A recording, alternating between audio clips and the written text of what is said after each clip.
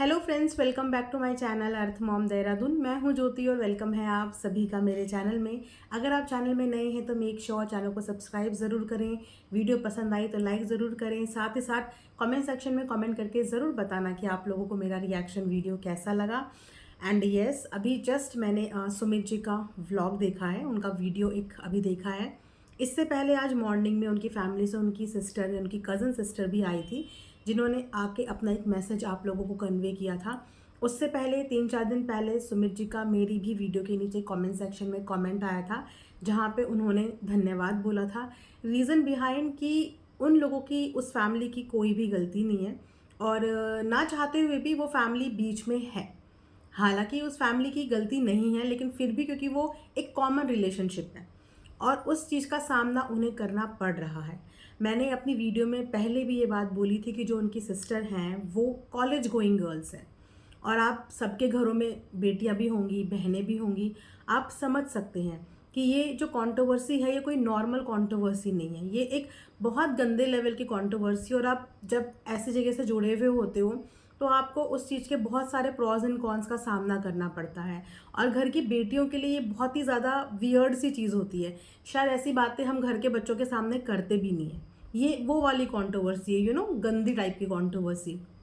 लेकिन करने वालों ने भी शर्म नहीं करी, उस पर हम और आप कुछ भी नहीं कह सकते ना। करने वालों ने जब शर्म नहीं करी, कंट्रोवर्सी लाने वालों ने शर्म नहीं करी, कंट्रोवर्सी को रोज़ अभी तक भी ख़त्म नहीं करे। रोज़ एक नया टॉपिक आता है, एवरी डे एक नई चीज़ों का खुलासा होता है। एवरी डे कभी कोई लाके बताता है, कभी कोई लाके बताता है, और फिर जब चीज़ें सोशल प्लेटफॉर्म पे आते हो तो ना चाहते हुए भी लोग कमेंट करने भी जाएंगे, लोग इस पे अपनी प्रतिक्रिया भी देंगे, इस पे बात भी करेंगे। लेकिन इन सब चीज़ों के बीच में जो लोग बिना गलती के बेकसूर लोग परेशान हो रहे हैं वो है सुमित जी की फैमिली। पहले इसी फैमिली को स्टार्टिंग से ट्रोल किया जा रहा था, और अभी मैंने ही सबसे पहला वीडियो बनाया था। इससे पहले मैंने कभी भी उन लोगों के बारे में नहीं बताया था क्योंकि मुझे पर्सनली बुरा लग रहा था। मैं भी रिएक्शन देती हूँ, लेकिन जब तक किसी को जानती नहीं, समझती नहीं, तब तक मैं उसके बारे में बात ही नहीं करती, बोलती ही नहीं। लेकिन उस समय तक मैं भी देखती थी कि एक इंसान जो अभी जस्ट किसी की लाइफ में एंट्री हुई है, उसकी गलती नहीं है, लेकिन हाँ, उसकी सगाई को जब इनकैश किया गया है सोशल प्लेटफॉर्म पे, वो सगाई, वो फोटोज़, वो फैमिली दिखती है, तो फिर पब्लिक प्लेटफॉर्म पे वो चीज़ छप जाती है। अगर कि वो सगाई इनकैश नहीं होती, साइलेंटली हो जाती, तो शायद आज सबको ये मौका भी नहीं मिलता, शायद इनको कोई जानता भी नहीं। लेकिन वो शादी पब्लिक प्लेटफॉर्म पे बाकायदा उनकी पूरे के पूरे व्लॉग्स आए, जिसकी वजह से पब्लिक को इन्हें जानने का, इनकी फैमिली को देखने का मौका भी लगा। लेकिन उसके साथ ही अगर सुमित जी की व्लॉगिंग चैनल की बात करें ना, जितना मैंने ऑब्जर्व किया है, उनका व्लॉगिंग पर इंटरेस्ट नहीं है। उन्होंने बेसिकली वो चैनल बनाया ही, मुझे लगता है, रिएक्शंस के लिए था, क्योंकि उस वक्त पे बहुत ज़्यादा रिएक्शंस बनते थे, जहाँ पे जाके वो कई बार जाके बात भी करते थे, कई बार कमेंट भी करते थे। और सुनने में आता था, मुझे, मेरा कभी सामना नहीं हुआ क्योंकि मैं उस टॉपिक पे रिएक्शन देती ही नहीं थी, पर सुनने में आता था कि उन्होंने यहाँ पे कमेंट करा है, वो आज लाइव में यहाँ पे बोले हैं, उनके प्रोफेशन को लेके बहुत सारी बातें। एक्चुअली सुमित जी का नाम तो बताया गया, लेकिन उनकी पूरी आइडेंटिटी ठीक से डिस्क्लोज नहीं की गई, जिसकी वजह से लोगों ने उन्हें बहुत तरीके के नाम दिए, उनकी फैमिली को भी जज किया, उनको बेरोजगार बोला। कोई भी, पहली बात तो यह है कि ये कॉमन सेंस की बात है कि कोई भी परिवार अपनी बेटी की शादी, जिसके साथ एक और बेटी भी है, उसका हाथ किसी ऐसे इंसान के हाथ में तो नहीं देगा ना जो इंसान बेरोजगार होगा।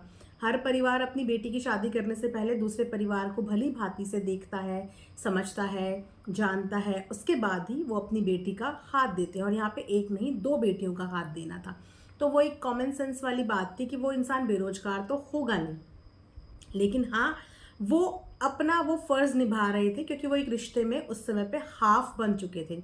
सगाई एक आधी शादी ही होती है। अपनी तरफ से वो पोलाइटली हर किसी चीज़ को हैंडल करने की कोशिश कर रहे थे, लेकिन टूटे नहीं, कभी भी नहीं टूटे। मैंने उनका लाइव देखा, जो लाइव उनका एक ही लाइव है उनकी चैनल पे, वो लाइव मैंने उनका देखा, और पूरे लाइव में जितने भी नेगेटिव कमेंट्स आए, उन्होंने बहुत अच्छे से उन कमेंट्स को डील किया, बहुत पोलाइटली, बहुत मेच्योरिटी के साथ, बहुत समझदारी के साथ डील किया।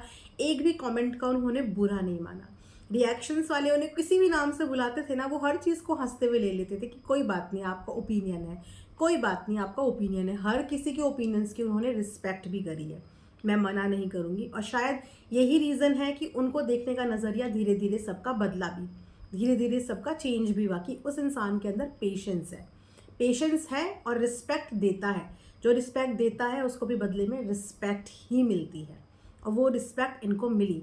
लेकिन अभी जो ये कंट्रोवर्सी हुई, पहले तो ये अनएक्सपेक्टेड चीज़ें थी जो सबके लिए शॉकिंग थी, लेकिन उसके बाद भी एक प्रेशर इनकी फैमिली के ऊपर भी डालने की कोशिश की जा रही है। एक ओपिनियन जनता का बनता है, लेकिन मैंने पहले भी बोला था कि कुछ डिसीजन में ना थोड़ा सा सामने वाले को पर्सनल स्पेस दे देनी चाहिए।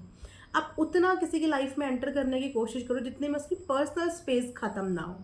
लेकिन किसी को लिटरली डीएम्स करके परेशान करना, या किसी को लिटरली कॉल्स करना, व्हाट्सएप करना, ये थोड़ा सा उसकी पर्सनल स्पेस में जाने जैसा हो जाता है। हाँ, आप सोशल मीडिया के किसी भी प्लेटफॉर्म पे अपनी बात रख सकते हो, लेकिन आप अगर नॉक हर पर्सनल जोन में जाओगे तो सामने वाले की प्रिवेसी ख़राब होती है, उनका पर्सनल एरिया डिस्टर्ब होता है, और इसकी वजह से फैमिली डिस्टर्ब होती है।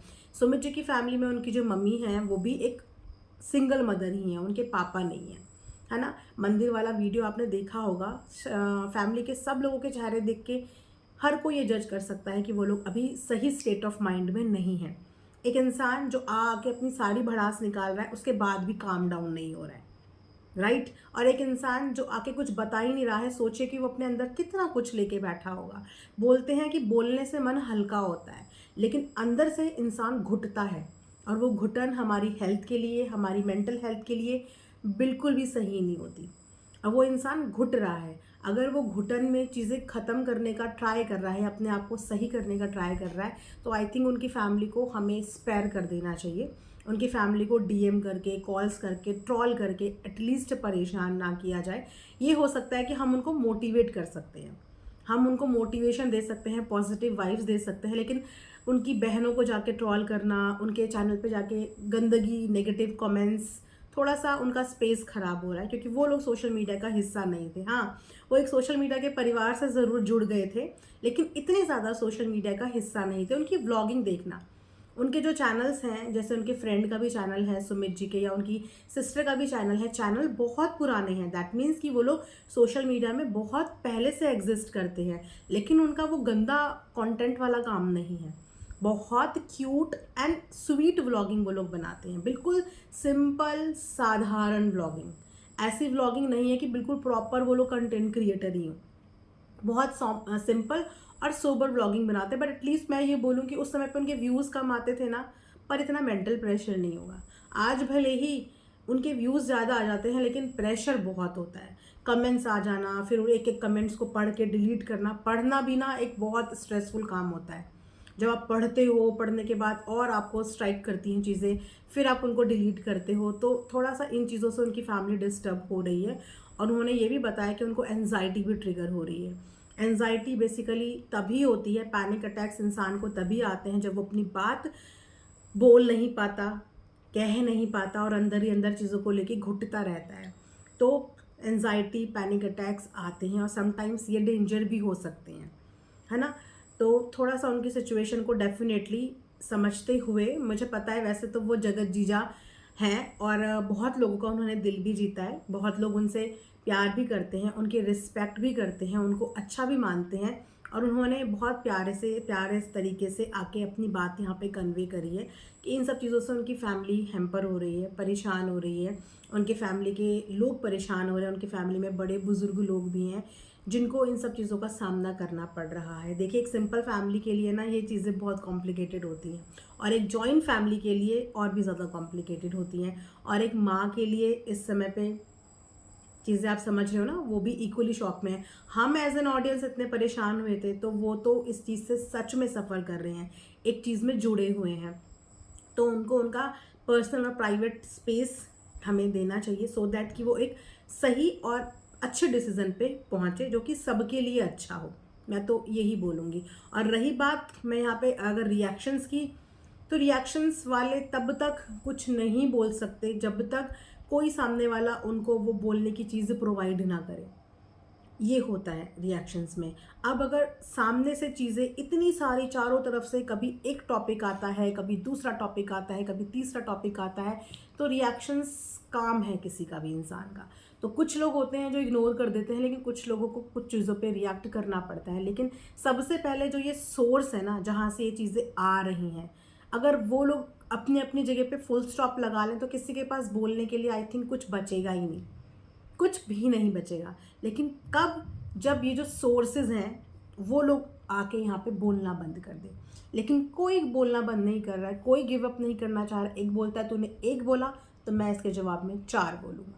तो जब तक यहाँ से लोग बोलना बंद नहीं करेंगे, वहाँ से बंद नहीं करेंगे, जो सोर्सेज हैं, जो एक दूसरे से जुड़े हुए लोग हैं, वो लोग बोलना बंद नहीं करेंगे, तब तक पब्लिक प्लेटफॉर्म पे लोगों के मुंह बंद कराना थोड़ा सा नेक्स्ट टू इम्पॉसिबल टास्क है। बट स्टिल सुमित जी ने इस चीज़ का इनिशिएटिव लिया, एटलीस्ट बोलने का गट्स उन्होंने दिखाया बिना किसी गलती के। फिर भी वो सामने आए, फ्रंट फुट पे आके उन्होंने बात करी, एक शांति का मैसेज दिया, एक पीस वाला मैसेज दिया। इस मैसेज के लिए मैं उनको ज़रूर अप्रिशिएट करूँगी कि उन्होंने एक अच्छा मैसेज यहाँ पे कन्वे किया, जो मैच्योरिटी से आई थिंक इन सब व्लॉगर्स को करना चाहिए।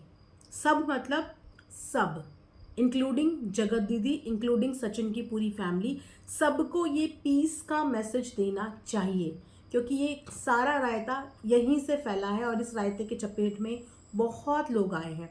तो इन लोगों को सबसे पहले पीस का मैसेज देना चाहिए। जिस दिन इन लोगों ने पीस का मैसेज दे दिया, अपने नॉर्मल रूटीन, नॉर्मल व्लॉग्स में आ गए, उस दिन मुझे नहीं लगता कि किसी को भी बोलने का मौका मिलेगा। उस दिन एक तरीके से कंटेंट ही ख़त्म हो जाएगा नेगेटिव। उस दिन से किसी को कोई प्रॉब्लम नहीं होगी। लेकिन जब तक ये लोग ही मुंह बंद नहीं करेंगे, तब तक मुश्किल हो जाएंगी चीज़ें। तो मैंने सोचा एक छोटा सा रिएक्शन मैं उनकी वीडियो पे बना देती हूँ, और इसी के साथ ये रिएक्शन वीडियो एंड करती हूँ। आई होप आप लोगों को पसंद आया होगा।